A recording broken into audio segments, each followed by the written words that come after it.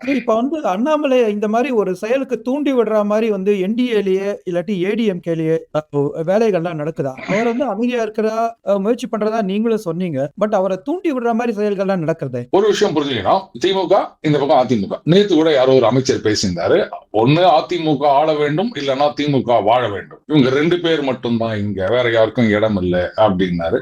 பாஜகவோட கூட்டணியை வச்சுக்கினே இந்த மாதிரி பேசிட்டு இருக்காங்க. சோ திமுக விடுங்க, அவங்க ஆளுங்கட்சி, அவங்க கூட்டணி கட்சி நிறைய கட்சிகளை வச்சிருக்காங்க. அவங்க இப்போதைக்கு பாஜகவை கடுமையாக எதிர்க்கின்றார்கள். ஆனா பாஜகவோட கூட சேர்ந்துக்கினே நாங்க வாழணும், அப்படி இல்லாட்டா திமுக வாழணும். அப்ப பாஜக எந்த காலத்திலும் தலையெடுத்து விடக்கூடாது. பாஜக தலையெடுக்காம இருக்கணும் அப்படின்னு சொன்னா அண்ணாமலை அங்க தலைமை பதவியில இருக்கக்கூடாது. இதுல ரொம்ப கண்ணு கருத்துமா இருக்காங்க அதிமுக இருக்கவங்க. அவங்களுக்கு நல்லாவே புரியுது, அண்ணாமலை கை அங்க ஓங்குச்சு அப்படின்னு சொன்னா அதுக்கப்புறம் இவங்களுக்கெல்லாம் எதிர்காலம் கிடையாது.